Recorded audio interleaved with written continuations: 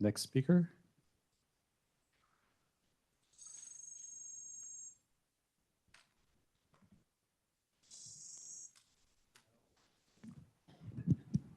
So now Jeremy Woods is going to talk to us about lab on a chip technology and exposure and environmental surveillance.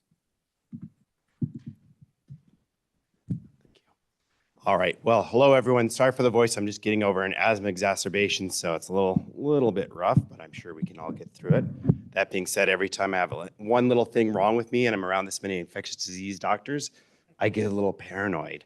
But I think I'll, despite the waiver I had to sign about the emergency plan, I think I'll be able to survive. So anyway, I'm pleased to be here today. So I'm actually a medical geneticist, so I feel like I'm really a guest, and I appreciate learning from everyone today, and it's been great so far. So today I'll talk a little bit about some technology that I think could really revolutionize the way we do environmental surveillance for really these environmental pathogens in infectious disease, with coccidioidomycosis in particular being of quite a bit of interest. So disclosures, sorry, I'm the Chief Medical Officer of Keliop. So that's the company that does the genetic testing that we're going to talk about today. A little bit more about our team. So we have Frank Chen. He invented this technology, the RapidSeq technology. And really, if you've heard anything about, say, people that the Department of Defense, they say, oh, we know that we got this person because we did the genetic testing. We had the genetic test equipment on a Black Hawk helicopter, Humvee, or whatever. That's actually the first generation of this technology that I'll discuss today. So it's a very robust technology that could be deployed into the field. And then you see a picture of me in the middle right there. So I'm Chief Medical Officer of that company. I'm also affiliated with Stanford and Valley Children's as well. And you also have your very own Bridget Barker, who's on here, who's generously decided to be an advisor for this project. And then also we have Allison Zhang and Mike Snyder, who could not be here, unfortunately. So they've got a spin-off company from Stanford called Exposomics, which is really looking at the human exposome in a very personalized manner. So you might know Mike Snyder. He's actually the chair of genetics at Stanford. So he's been a great person to have on the team.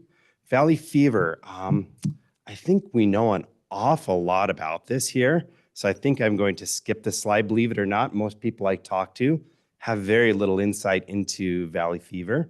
I would say that we're based out of California, and I live in the Central Valley, actually. So that's really not the case when we're talking to politicians, people that are running funds. So they know this, and they oftentimes have either been personally affected or they've got a family member or friend who's been severely affected with valley fever.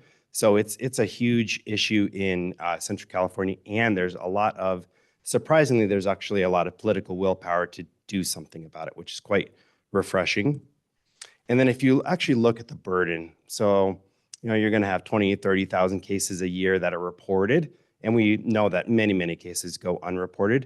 And then if you actually look in the economic burden, it's very significant. So at least $1.5 billion per year in the US. So it's quite a big issue, and it's an orphan disease. It has orphan disease designation, but I don't think it's going to be an orphan disease for much longer, given what we've heard about climate change, spread, et cetera, and increased recognition of the disease. So we're talking a little bit about environmental surveillance. Why actually do it? Why do we care? So if you want to get down to kind of brass tacks and really how you're going to be able to sell environmental surveillance from a public health point of view, one of the big ones is, well, if you can say, yeah, you've really got an exposure to Cocci, we should probably get you in to see a doctor. Or if you're, say, an indigenous farm worker that's at high risk for being affected, then you might not have any insurance at all. So we need to be able to get you emergency Medi-Cal in the case if you're being in California, and we need to get you into a doctor. So that's an easy sell there. So then you've also got other issues of like we talked about for the previous 3 talks, what's the real prevalence? Where is this? Is a doctor in Eastern Washington even going to be thinking about Cocci? Most of the time, probably not. So we really need to do the public health surveillance to increase awareness to make sure people get the treatment that they need. And then there's also the issue of, agriculture. So if you talk to a lot of the large farm workers in the Central Valley, they care about this, surprisingly. They don't want their workers getting sick. So if we find ways to do remediation, or maybe just not have people go into that particular area if Cocci is known to be present in that particular agriculture area or construction site, et cetera, there can be a lot of value added. So environmental surveillance, as it's traditionally done, which we just saw how it's traditionally done, is you have a team go out there and they take samples, especially of rodent burrows. And with that, boy, did that look like a lot of fun, actually. So I kind of thought that I would love to do that job. If you talk to my my other collaborators with the company I work with, they don't want to touch Cocci with a 10-foot pole, right? They don't want to go out to the site. They don't even want it in the lab. So there is an exposure risk. So you're sending people out there and you could get them exposed. You've got a long turnaround time if you're going to do traditional genetic testing. You're going to be limited in where you can go. And you really don't get to know anything about personal exposome other than the fact, well, what if your lab tech ends up with a valley fever infection? And you're going to actually have to train people to go out there and do that. And you're going to have as all labs have, kind of a rotating cast of characters. So you're going to lose your expertise after some time. Now, of course, one way to get around that is to have air quality monitoring stations, go through and do everything in an semi-automated fashion, at least as far as collecting the soil goes. But you still have to have someone that's actually going to run the genetic testing and run everything, and that takes time. And it's quite expensive in the end if you actually did a real cost for a study to do that. And then why is this important? Why is mapping important? So we also, we really already saw how you have projections of increased prevalence in the US with climate change. So here you have in the top left, 2035, where we're projected to be endemic in the fuchsia there. And then as you get on towards 2095, it's projected to maybe even be all the way up towards Canada, and it's a problem that you have to worry about in eastern Montana. So it's going to be a bigger and bigger issue, I think. I guess you can't really say climate change anymore, but as you get an increased amount of heat and a decreased amount of temperature throughout much of the West, you are likely to end up having more and more coccidioidomycosis moving forward. So, well, that's a huge area. You cannot possibly surveil all that with a few teams of researchers. So a thought that we've had and a project that we're working on is this geospatial mapping of valley fever in really an automated fashion. So Kellyop, the company I work for as a CMO, it's really an automated genotyping company. And with that, it's easy to incorporate, say, air-based drones here, and then also ground-based drones as well. So with that, we're putting together a program to really develop this comprehensive capability to sample from both the air and the soil, map everything out. GPS is easy. So map everything out, and then you can genotype everything down to this single rodent burrow that no one has ever found. And the easiest part of this all is actually the drones. The AI vision is easy for detection of burrows, and getting everything coordinated between the land-based drone and the air-based drone, not a big deal. So in the end, we want to set up a field-based station. And really what this will be is you'll have your little drone here. You could have a ground robot that would be there as well, can automatically dock. You can take the sample, and then you take that sample, and we've developed this proprietary extraction chamber that will actually agitate the soil and start the extraction process. So then you can go on in the final step here, which is genotyping the sample, looking for Coccidioides. And then here you just have this little robotic arm that's in the middle that moves through and does everything in an automated fashion. And this would, of course, all be covered up, and this would be a field-based station that you could also have on an electric vehicle to move things around as well. I'll go into that later. So how we actually plan on doing this to a certain degree with individuals is you got this personal exposome tracker, or PET, from Exposomics. That's the Mike Snyder spinoff lab from Stanford. And I've actually got a little, somewhere here, I've got a little prototype here. So it's about, well, it is this big. So that's one of them in a prototype fashion. So you could just wear this on a backpack. You could deploy this for, say, example, a crew of wildland firefighters. People could wear it. Oh boy, 5 minutes. Well, hurry up. So with that, we'll go towards the actual genetic part of this. So you've got this automated qPCR machine. You just put the cartridge in there. And this right here is a real life cartridge. And I'll play the video that just explains the technology a little bit. Or will I?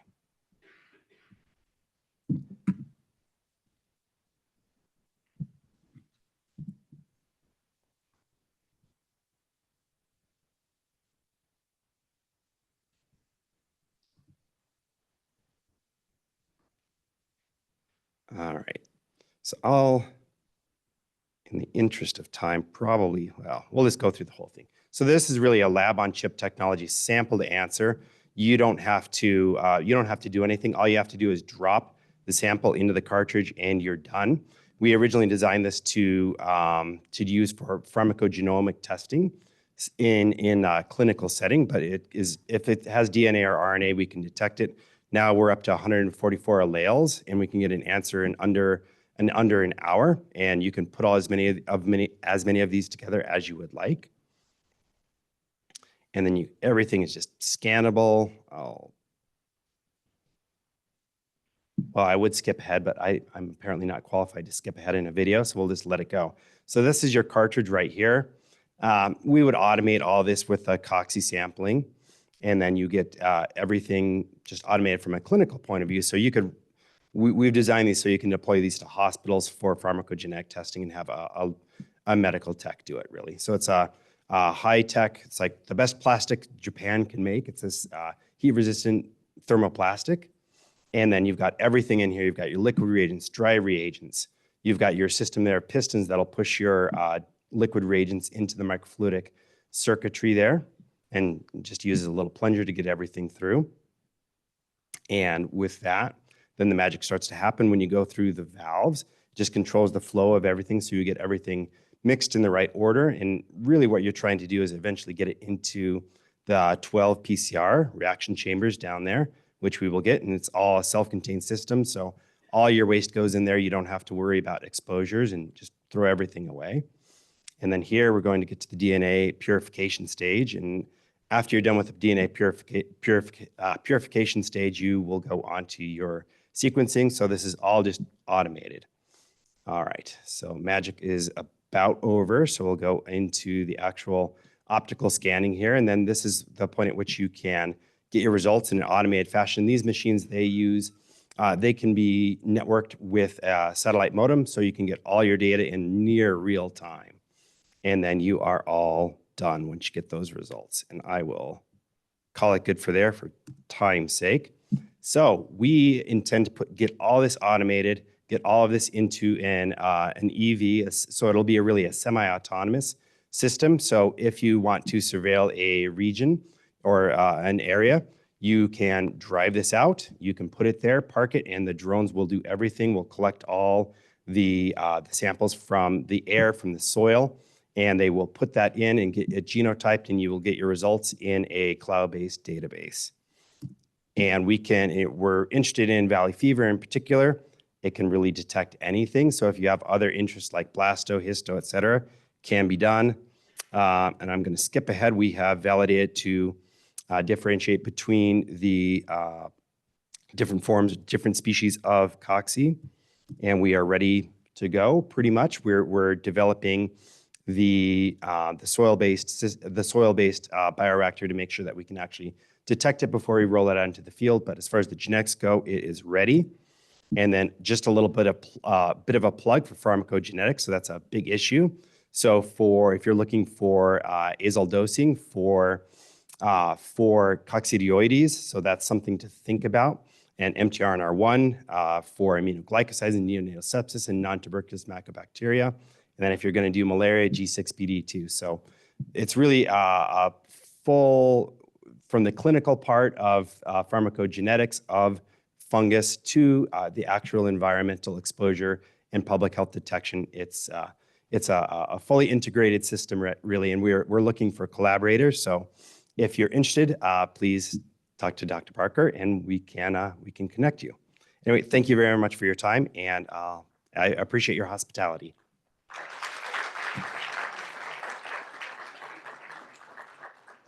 Okay, questions? I think we have time for a couple, maybe?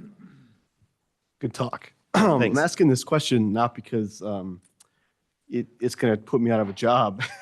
It looks like a nice job too. It's like that, it looks beautiful, get some air. I felt a little bit bad. But I wonder, and this is a conversation I had with folks here, with this automation, technology, is nucleic acid the best target with this method?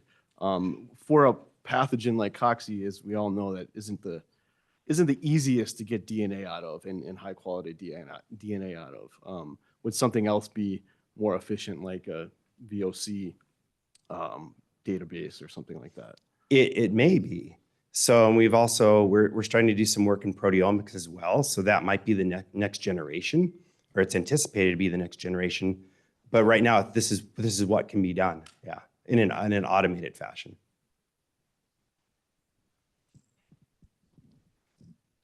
Other questions? Great, thank you very much.